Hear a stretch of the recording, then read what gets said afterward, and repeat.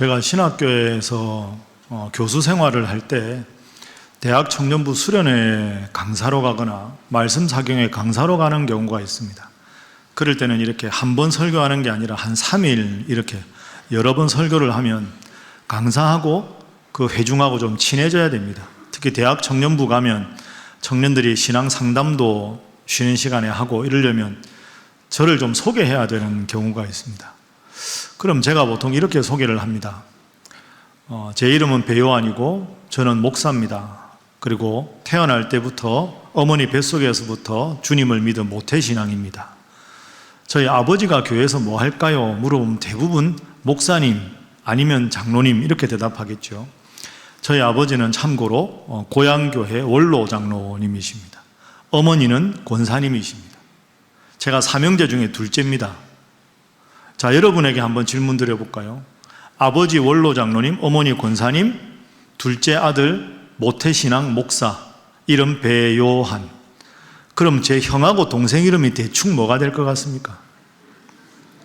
이게 제가 하는 질문입니다. 어차피 정답 모르니까 과감하게 말씀해 보시죠. 제 형이랑 동생 이름이 대충 뭐가 될 것 같습니까?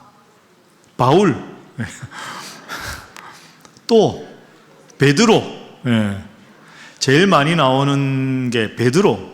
그 배하고 우리 배가 다른데 발음이 비슷하니까 베드로라고도 하고요. 바울도 나오고 제일 많이 나오는 게 요셉입니다. 요한이니까 요셉 아닐까? 간혹 요비도 나옵니다. 욥, 길게 하면 요비 아닙니까? 배요셉, 배요한, 배요비 다 틀렸습니다. 저는 한자 학렬입니다. 제 이름은 요한이고 형은 진한이고 동생은 수한입니다. 그냥 참고로 알아놓으십시오. 제가 이름이 요한이니까 요셉? 요한? 그런데 요자로 시작하는데 절대로 안 나오는 게 있습니다. 뭘까요? 요나입니다. 요나. 오늘 우리가 요나서 읽었는데요. 요나라는 이름은 한 번도 거명을 한 적이 없습니다. 요나가 하나님 말씀을 전하는 선지자였습니다. 그럼 요나 이름이 나올 법한데 왜 요나가 안 나올까? 요나는 그렇게 훌륭한 선지자가 아니기 때문입니다. 그러니까 이름에 안 쓰겠죠. 자, 오늘까지 이제 우리는 하나님의 질문을 여러 번 다루었습니다. 오늘 6번째 시간인데요.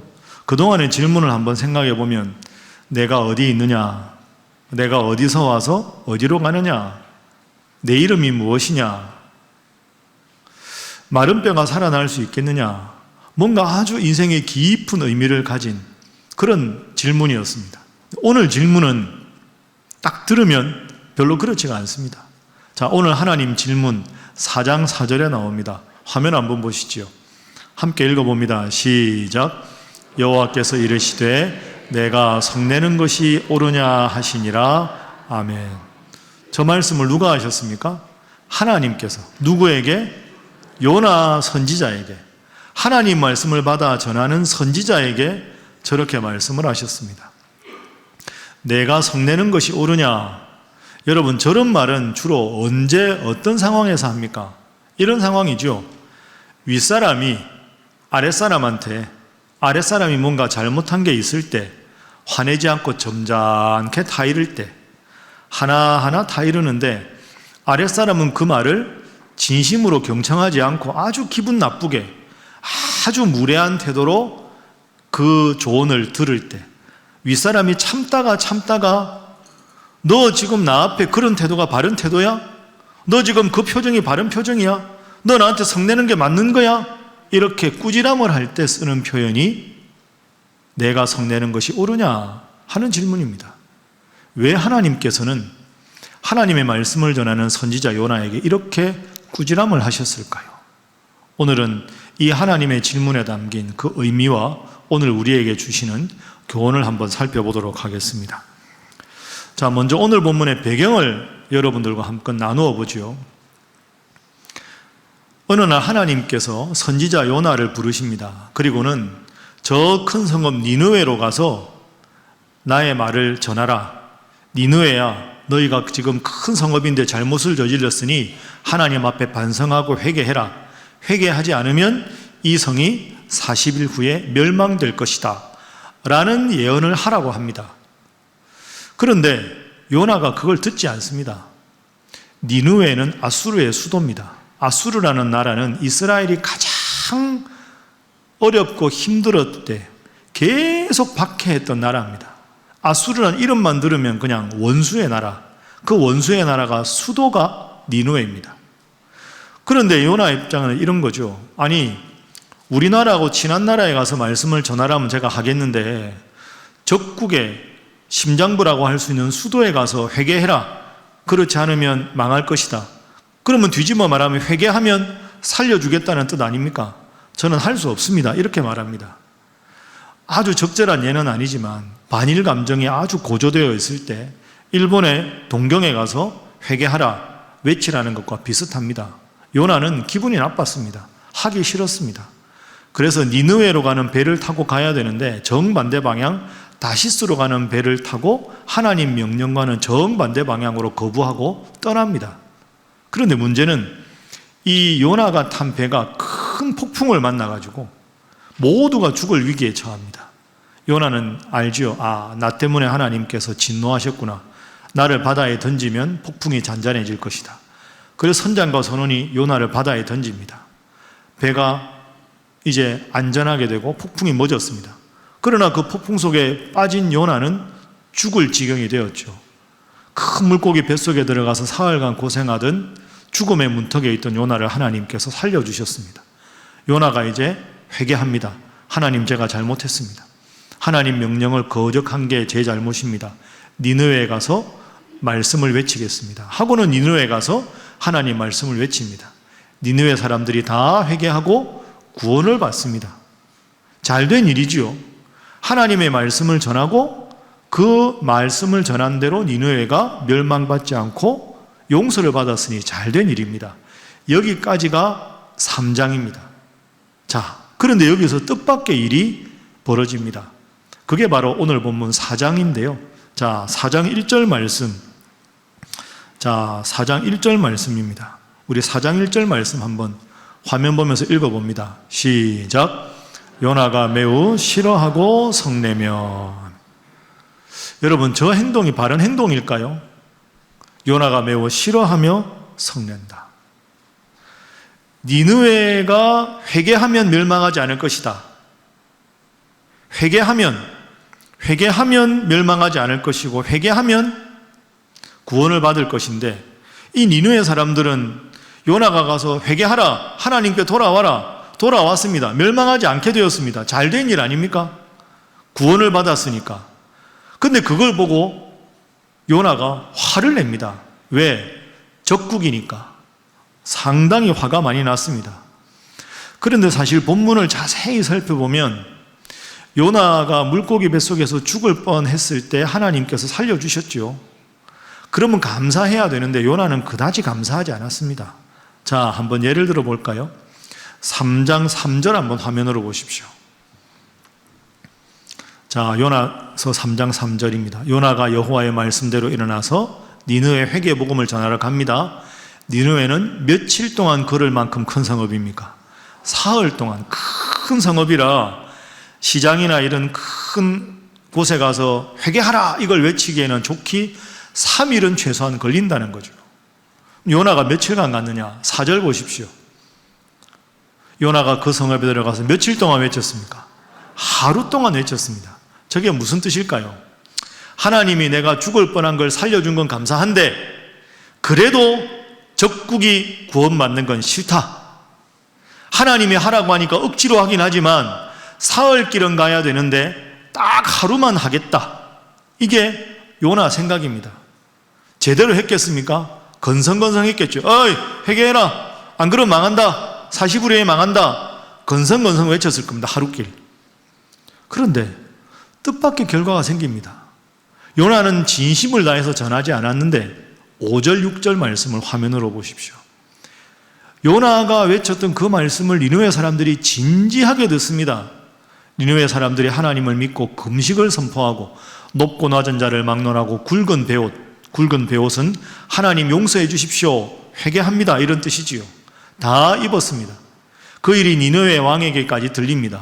왕도 보좌에서 일어나서 왕복을 벗고 굵은 베옷을 입고 제위에 앉아서 하나님 용서해 주십시오, 니느웨를 멸망시키지 말아 주십시오 하고 용서를 구합니다. 하나님 보시기에 이들이 용서를 구하니 용서해 줘야 되겠다 싶으셨지요. 이어지는 10절 말씀 보십시오.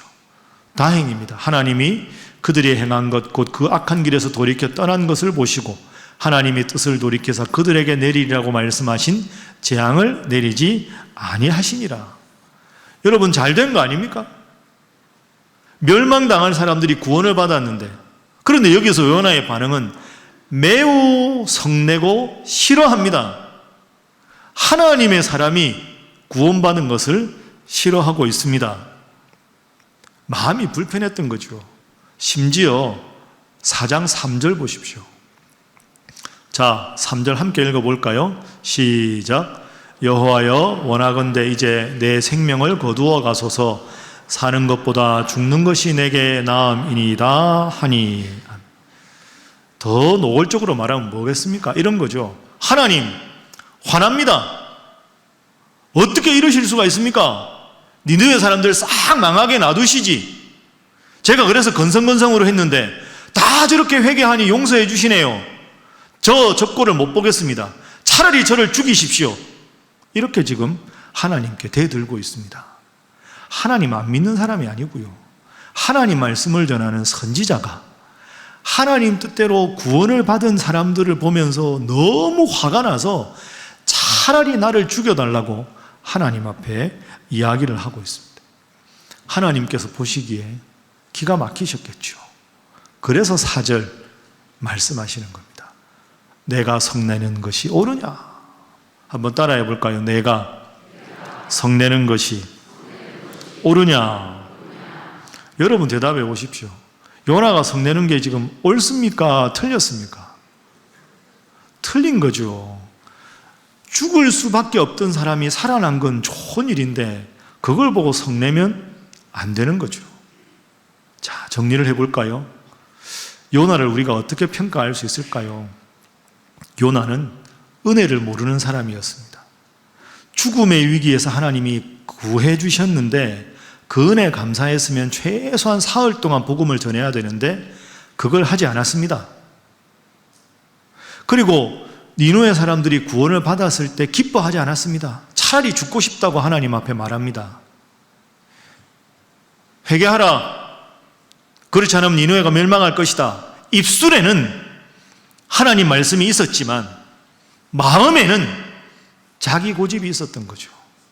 하나님이 하라고 하니까 어쩔 수 없이 입술로는 하나님의 말씀을 전하지만 마음으로는 좀 더 노골적으로 말하면 회개 안 하면 좋겠다, 다 그냥 멸망당했으면 좋겠다, 이 마음이 요나의 마음에 있었던 겁니다. 그러니 니느웨 사람들이 구원을 받았을 때 그 꼴을 보고 싶지 않아서 차라리 죽여달라고 하나님 앞에 이야기를 하고 있는 거죠. 여러분 깊이 생각하십시오. 요나는 겉으로는 하나님 말씀을 전하는 하나님의 사람이었습니다. 마음으로는 하나님의 말씀보다 내 생각, 내 고집이 딱 자리 잡고 있던 사람입니다. 다른 사람 보기에는 하나님을 믿는 사람, 내가 엄밀하게 나를 볼 때는 하나님을 믿지 않는 사람, 입술로는 하나님의 이름을 부르는 사람, 마음으로는 하나님을 부인하는 사람, 요나였습니다. 그래서 제가 말씀을 준비하다가 이런 생각을 했습니다. 요나는 그럴듯해 보이는 불신앙이다. 그럴듯해 보이지만 겉으로는, 마음으로는 불신앙을 가진 사람이었다. 그래서 여러분, 오늘 본문은 여러분에게도 이런 질문을 합니다. 여러분은 요나와 닮지 않았습니까? 여러분의 신앙생활에는 요나와 같은 모습은 없습니까? 아이고 목사님, 저는 요나 같지는 않습니다. 물론 그렇습니다. 그러나 때로는 우리도 요나처럼 행동할 때가 있지 않습니까? 하나님을 믿지만 교회는 가고 싶지 않다. 교회 가서 예배당에 앉아는 있지만 그냥 1시간 앉아 있는 것이다. 예배는 잘 드리지만 예배 외에 다른 어떤 헌신과 봉사도 하지 않겠다. 그런 마음이 만약에 우리 속에 있으면 사실은 우리도 요나와 같은 사람이다. 이렇게 말할 수 있습니다. 사랑하는 우리 신일교회 성도 여러분, 입술로만 하나님을 부르짖는 것이 아니라 마음 중심에 하나님을 모시고 하나님 말씀 듣고 마음에 새기고 기도하고, 그래서 정말로 겉과 속이, 입술과 마음이 온전히 하나님을 잘 믿는 여러분 모두가 되시기를 주님 이름으로 축복합니다. 자, 우리 옆에 있는 분들과 인사 한번 하겠습니다. 입술로도 마음으로도 믿음 생활 잘 하시기 바랍니다. 자, 한 번 더 인사하겠습니다. 꼭 그렇게 하시기 바랍니다. 자, 이제 여러분 속지 뒷면 넘겨보시죠. 그래서 우리가 신앙생활은 이렇게 정리할 수 있습니다. 한번 따라해 보실까요? 신앙생활은 삶의 주체가 변하는 것이다. 여러분 믿습니까? 네. 겉으로 내가 교회 왔다, 겉으로 예배당에 와서 예배를 드렸다, 이게 중요한 게 아니라 내 삶의 주체가, 겉모습이 아니라 속마음이 하나님이 내 마음 중심에 계셔서 매일 말씀을 묵상하고 말씀대로 살려고 노력하고 말씀대로 확신을 얻기 위해서 기도하고, 그런 모습이 우리에게 필요하다 하는 거죠. 만약에 우리가 그렇지 않으면 우리가 요나입니다. 요나를 이렇게도 해석하죠. 다른 사람이 문제가 아니라 나가 문제입니다. 내가 문제라는, 나 나만 잘하면 되는, 다른 사람 보는 게 아니라 내 마음속이 문제다 하는 뜻이지요. 제가 지난주에 말씀드렸지만 우리 교회 성도들은 참 말씀을 잘 듣습니다. 참 귀한 일이고 자랑스러운 일입니다. 예배를 참 잘 드립니다. 여러분 앞으로도 예배 잘 드리시고, 진정한 예배는 제가 늘 말씀드리지만 예배당 문을 나서면서부터 시작된다는 것 꼭 기억하시고 예배 잘 드리시고 또 말씀을 삶 가운데 실천하는 여러분 되시기를 주님 이름으로 축복합니다. 저 같은 목사는 설교할 일이 참 많습니다. 지금뿐 아니라 새벽 기도회도 있고요. 다른 여러 그룹에 가서 설교할 경우가 참 많죠. 우리 성도님들이 설교를 참 잘 들으시는데요. 제가 우리 교회에서 설교를 하지만 유독 제일 설교자를 반겨주시고 설교를 제일 잘 듣는 그룹이 있습니다. 어딜까요? 그렇습니다. 실버스쿨입니다. 실버스쿨 가면 얼마나 말씀을 잘 들으시는지 모릅니다. 제가 실버스쿨 개강 예배 때 가면 자, 위임 목사님 나오셔서 설교하시겠습니다 그러면 뒤에서 나갈 때부터 이미 박수를 치십니다. 그리고 설교 끝나고 들어갈 때도 박수를 치십니다. 물론 짧게 해서 박수 치는 것도 있겠지만 그것만은 아닙니다. 그리고 문장 끝날 때마다 무조건 아멘을 하십니다. 실버스쿨이 참 설교하기 좋습니다. 제가 한번 생각을 해봤습니다. 왜 실버 어르신들이 이렇게 말씀을 잘 들을까? 제가 보니까 이유가 두 가지입니다. 첫 번째는 실버 어르신들은 신앙이 좋은 분들이 대부분입니다. 장로님들, 권사님들, 집사님들, 평생 주님 잘 믿은 분들이 대부분이기 때문에 실버스쿨 예배 분위기가 참 좋습니다. 두 번째가 있는데요. 두 번째 이유가 뭐냐 하면 실버 어르신들은 마음이 넉넉합니다.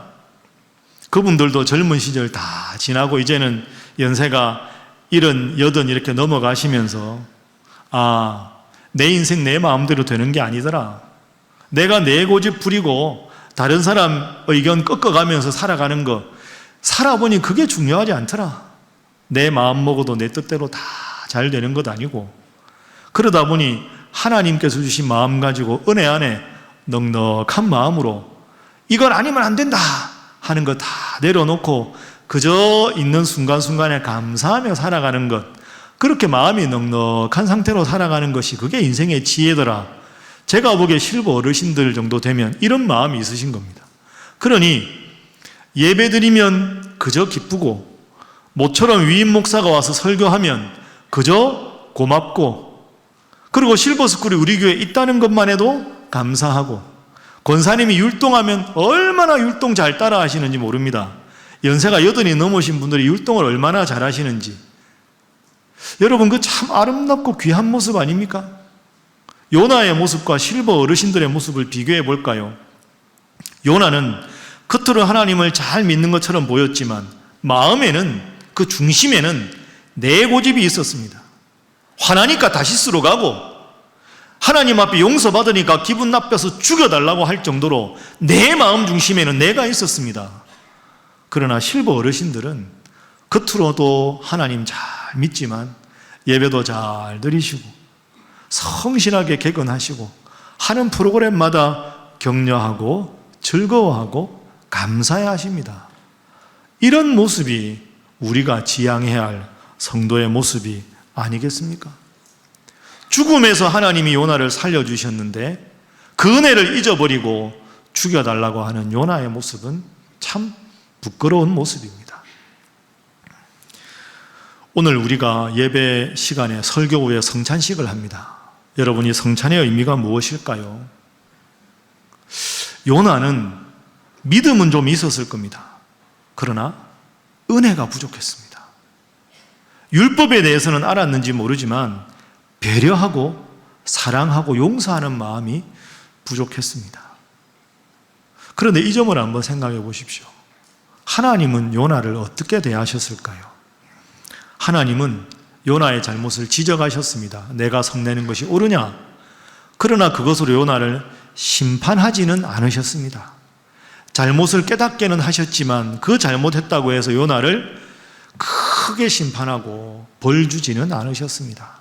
잘못은 깨닫게 하시되 심판하지 않으시는 것이 하나님의 사랑입니다. 오늘 성찬을 합니다. 예수님께서 나의 죄를 구원하기 위해서 십자가에 돌아가신 것을 기념하는 것이 성찬식입니다. 요나와 예수님을 한번 생각해 보십시오. 겉으로 주님을 믿으나 속마음으로 내 중심으로 살아가는 요나. 그러나 우리 예수님은 십자가에 돌아가시기 전에 마지막 겟세마네 동산에서 기도하실 때 내 뜻대로 마시옵고 아버지 뜻대로 되기를 원합니다. 겉으로는 같은 하나님을 믿는 사람이었지만 요나의 마음속에는 내 생각이 있었고 내 생각을 내려놓고 죽음의 위기 속에서도 하나님, 내가 죽는 것이 하나님 뜻이라면 내 뜻대로 마시고 아버지 뜻대로 되기를 원합니다. 이것이 우리가 지향해야 할 성숙한 신앙이고 성찬에 참여하는 우리가 꼭 마음에 새겨야 할 태도가 아니겠습니까? 말씀을 정리하겠습니다. 오늘 종료주일부터 이제 한 주간 고난주간이 시작이 됩니다. 나를 위해 십자가에 죽으신 예수님 생각하면서 우리 예수님처럼 내 뜻대로 마시옵고 아버지 뜻이 나를 통해 이루어지기를 원합니다. 그렇게 성숙한 신앙인으로 결단하고 기도하고 노력하는 여러분 모두가 되시기를 주님 이름으로 축복합니다.